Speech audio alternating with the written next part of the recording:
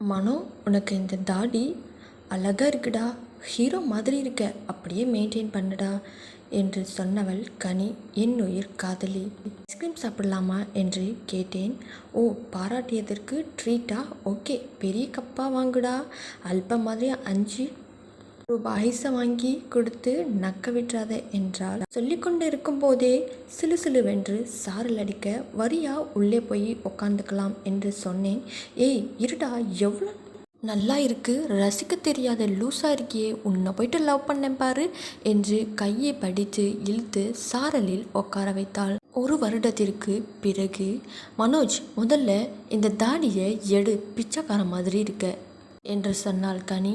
Ice cream சாப்பிட்றியா என்று கேட்டேன். வேணாம், ராத்திரி 12 மணிக்கு பைத்தியக்காரன்தான் ஐஸ்கிரீம் தின்பான். அன்றைய தினம் போலவே சிலுசிலுவென்று சாரல் மழை என்று சொன்னேன். ஏய் சாரல்ல ஏண்டா நிற்கிற, நாளைக்கு ஜுரம் வந்து படுத்துட்டா யார் உன்னை பாப்பா, முதல்ல உள்ள வாடா என்றாள். என்னாச்சு இந்த கனிக்கு? வேறு ஒன்றுமில்லை, கல்யாணம் ஆயிடுச்சு எனக்கும் அவளுக்கும்.